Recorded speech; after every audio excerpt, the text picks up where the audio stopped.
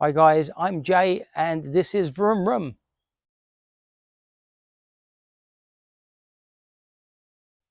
Welcome back to the channel. This is the last video in the series of the Honda NT700 Deauville. It is now complete, thank the stars, and it's been a bit of a challenge.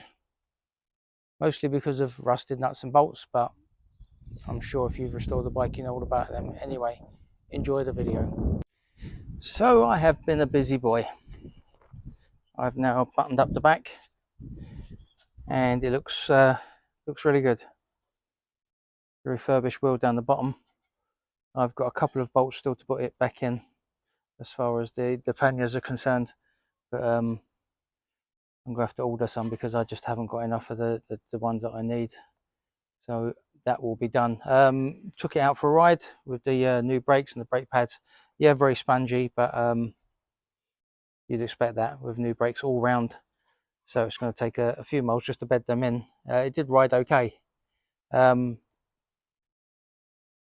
thing I did notice that the lights aren't coming on when you turn the ignition on, and there is a problem with the ignition. I do know that because I'm going to have a look at it, because when you turn the ignition on, this happens. So the ignition's on, nothing on the dash. If you move back slightly, everything just lights up. So that should be quite an easy fix. I don't actually know if that's related to the running lights or not. The engine running, it's just not having it. So we'll delve into that a little bit more when I get down the front, because there's a couple of wires running to the back when I didn't know where they went. So I'll have a look at that as well. Also, the front brake lever wasn't operating, the rear brake light.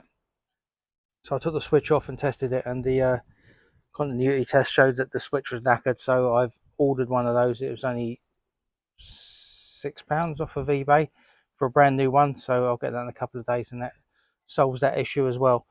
So apart from that, I've had the front wheel off today. As you can see, it's a nice easy job, brand new pads in there, and this is what I've done with it. I gave it a really good clean. I've masked it all up, and there it is, just drying in the sun. So that'll be ready to go back on once I've done the other side. But it looks $1 million. So the only thing I want to actually do before I put it all back together is just paint the disc bolts and stick a bit of Loctite on them. But that'll be that. So another job done. So what's next to be done? Well, the with the front having a screen that needs, at worst it needs mopping and cleaning. But I don't think any amount of mopping is going to get that out. And then yeah, I think the easier thing to do is replace it, but we'll see how that goes. So I need to sort the lights out. I need to get the front stripped off. I need to make sure there's coolant in it. The engine still needs spraying, and a couple of other bits just need touching up. The mirrors came up really nice. I was really pleased with those.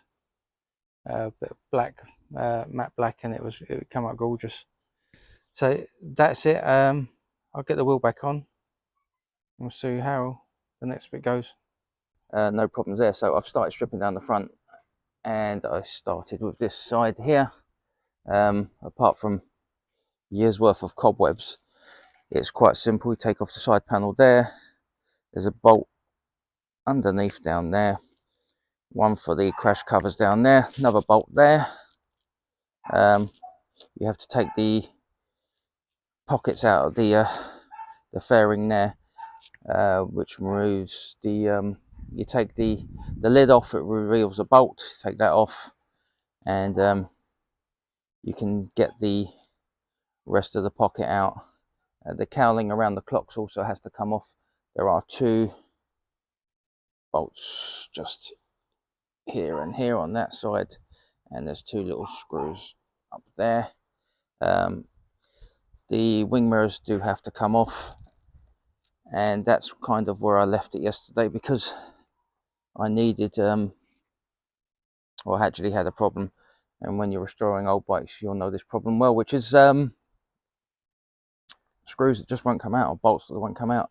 So the only two I've got holding on the fairings of this one here and the one on the opposite side. The trouble is they are frozen and just won't come off. So now I've faced a choice. I can get the Dremel in, cut a groove, and then use a flat blade on there to try and get them out, or I can just take the head off with the Dremel and then deal with it like that.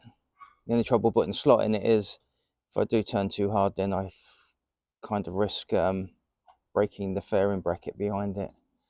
So I think I'm going to cut a slot in it. I'll give it a bit of a go. If it doesn't want to come out, then we'll just cut it off completely. But it's only that one and that one on the other side, plus a couple of plastic push fasteners that are holding the fairing in on the right hand side. Anyway, the left hand side I still need to do just a little bit more work. So at this point I had lost my mic due to a flat battery. Not a lot of fun talking to yourself most of the time, which is highly frustrating. Anyway, so as you can see here, I've got the Dremel in my hand and I am starting to cut away a slot within the screw which was rusted in. A very, very big must is to use water and douse it, because the plastic behind melts. I didn't do it. I wish I had, because otherwise I wouldn't have made more work for myself. Anyway, moving on. This was the front of the bike, and I'd dropped that front cowling, and most of the bolts had been removed then for the side panel to come away. And there we go. That's my power ratchet making the noises. That's a brilliant tool. I do love that tool. Didn't think I needed one before I got it. After I've got it, I use it for everything now. It's particularly good if you've got a fork head on it and try and eat spaghetti. Anyway, so I'm pulling the right side fairing. It's not helping, so I removed the indicator bulb because I think, oh, that's what's holding it in. It wasn't. It was just some clips in some weird places. So you just need to make sure you know where these are, because when it comes to putting it back on, all these clips just hold the fairing in place. So got to the point where I thought, right, give it a pull, and then eventually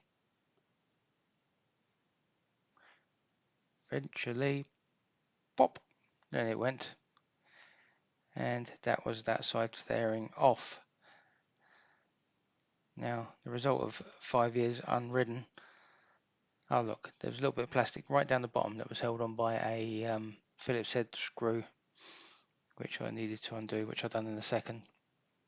Loads of spiders, load of cobwebs, and that's it for that bit. A couple of changes, hopefully for the better. I got the radiator cap off. That was really hard. I had to use a pair of swan necks on it, and started to put some fluid in, because there was no fluid in the overflow tank. But I put the tiniest drop into the radiator and it seems to be full. So yeah, so I'm going to run it now up to temperature, because I've taken it out for some test drives. I haven't quite got it up to temperature, and I just want to make sure it's not going to overheat. And starting it up will make the water flow, and we'll be able to see whether that's just an airlock and the radiator that's stopping the fluid getting around. So we'll see with that. The forks are atrocious. They are very, very pitted. To be fair, I just want to put it through the MOT, so that's probably a job for the next person, and that's that one cleaned up, just not very well at the moment. But if I take you around to the other, I can't take you around to the other side and take the fairing off yet, but it was bad.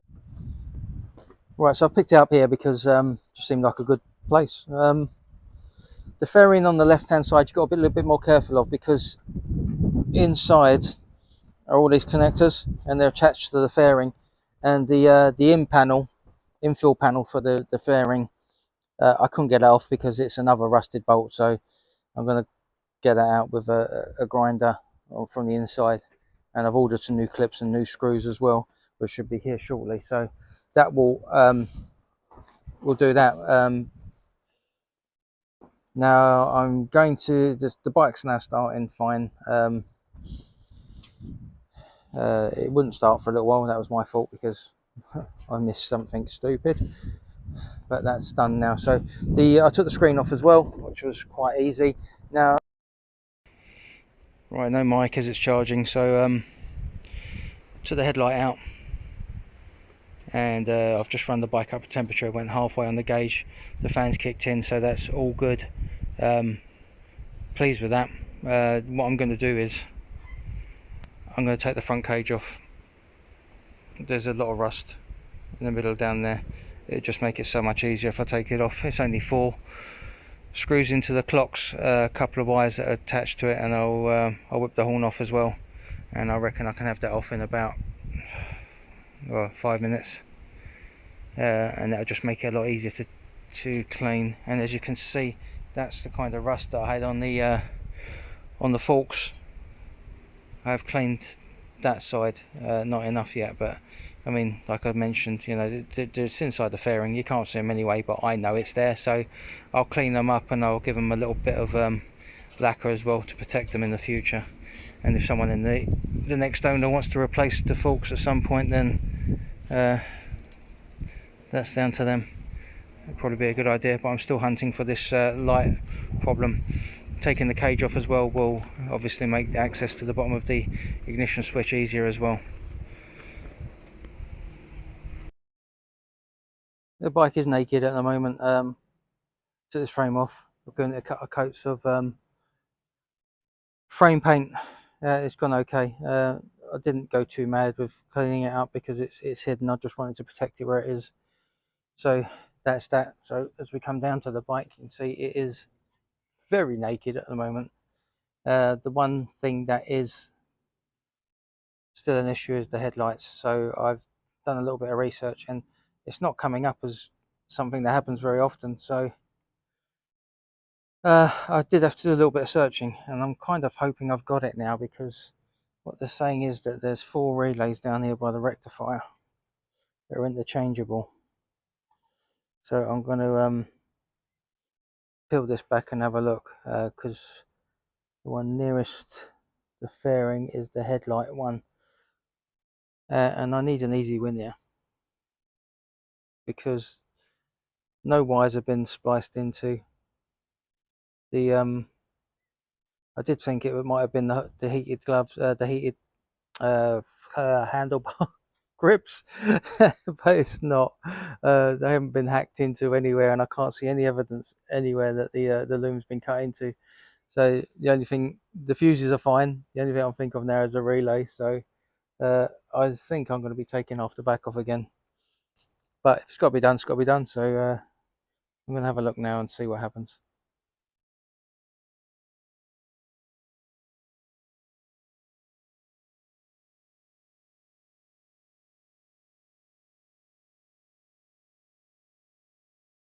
I have, since the last video, cleaned up the forks, given the top parts a quick coat of lacquer as well, just to protect them a little bit more. The frame for the stock has now been painted, the clocks have been cleaned, and the wiring's back in. I would say, and I really can't stress this enough, if you're going to start taking this apart, take some pictures so you know where the wires go. You can figure it out, but it's just so much easier. The radiators on the edges, I've just given them a quick coat just to protect them a little bit more. I'm just painting the side stand, the full stand. I can't put the I can't put the fairings back on at the moment because I need to clean the engine, and to do that I'm just waiting on some specialized cleaning stuff just to get the rest of the grime off of the engine before I do so. So the stock has been repainted, everything's looking pretty good now. So the lights, yeah, working fine. Went and got some bulbs, and it's a bit strange that both the rear stop tail bulbs had blown just on the tail part. I mean, it has been sitting a while, but it's still a bit strange. The side light bulb had also blown, so that's been replaced. But the one kick in the teeth that I have got here is the number plate light isn't working. Something I should have checked. Well, I couldn't check because the lights weren't working. But this now means I've got to take off the rear pannier again. Something I'm getting very good at, to be able to get in there and change that bulb. So I'm going to do that now. I have the bulb already. Once that's done, there's really not an awful lot more I can do on this until I get the engine painted. So I'm hoping the parts will be delivered tomorrow. I think they will. They've been on order now for a couple of days, so that should be fine. I've got some replacement nuts and bolts as well, just to take off the ones that have corroded, or like this one down here. Yeah. That I need to get out before I continue. So I'm going to try mold grips on that, perhaps even with Stilsons. All else fails, I'll drill a hole in it and get an easy out in there and pull it out. So that's it for now, and I'm going to start stripping this bit. Right, so I'm just getting ready to give the engine the first coat of engine enamel. Hopefully this will make it look nice and pretty. The back's all done now. The clocks are back in. I can't do any more till I spray the engine because the fairings will close up access. So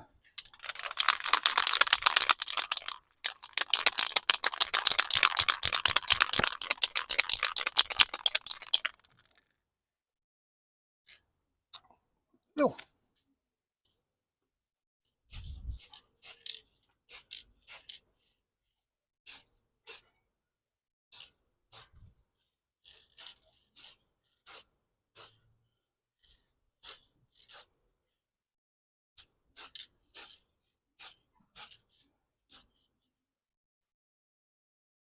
Right, so we'll come back in a second when I've finished. By no means perfect, but that's 100 times better. Took a lot of scrubbing to get it clean enough to do, and I think I've covered all of the visible areas where the fairings are on.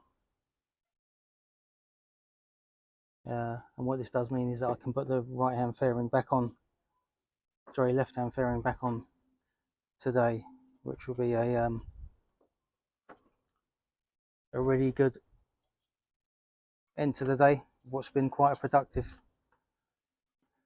session out here.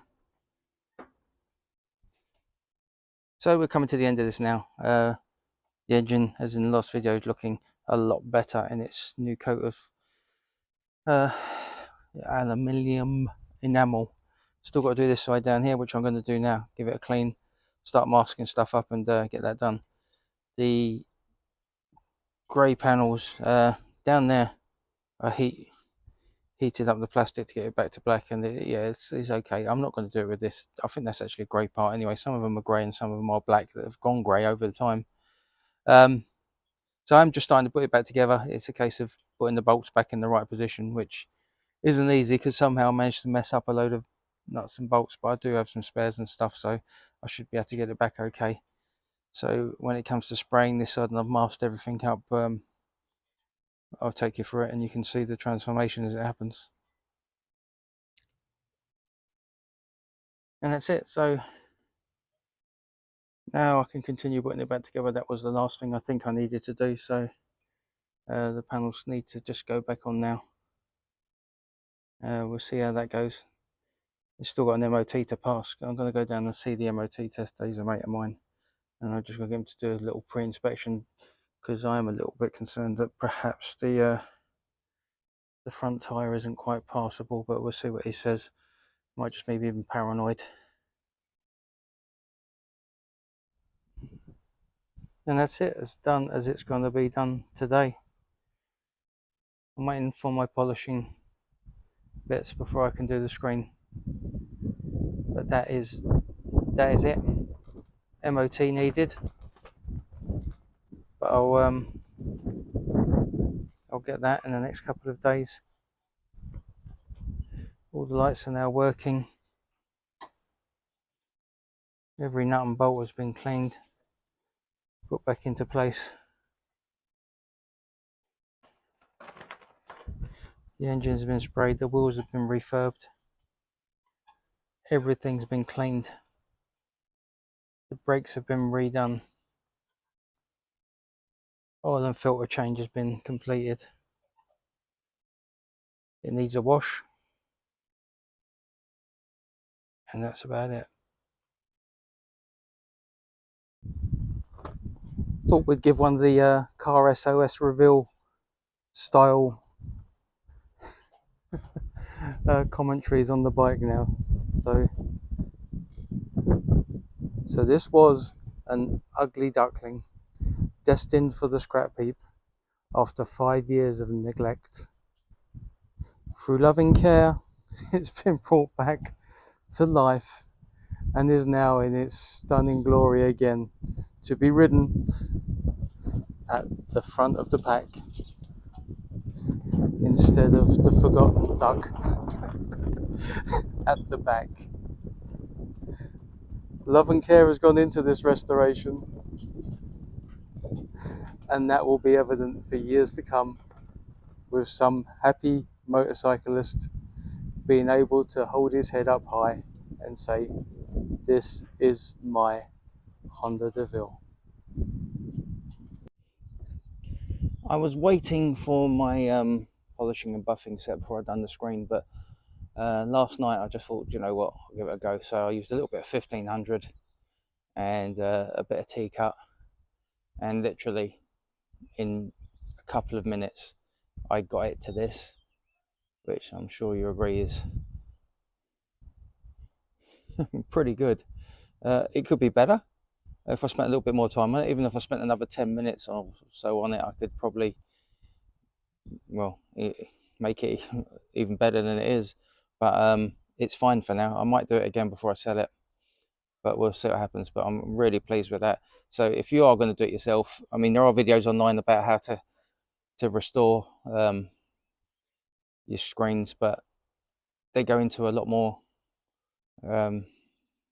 detail, and I found this just so easy compared to what those guys were doing. They had drills on it, they had several different types of sandpaper. Like I said, it was just a bit of wet and dry. 1500 took everything off of it, and then the T-cut just cleaned it up and it came up beautiful. So that is it. The bike now, apart from the MOT, which I'm hoping to get tomorrow or the day after, that's going to be it. So but that's it on this one. So as always, you know the drill. Please like, share, subscribe. It means a lot to me. And please leave a comment. If you think I've done a good job, then let me know. If you think that I've really bodged it, also let me know. I am learning. We all are learning. So until next time, guys, have a great day, and I'll speak to you soon.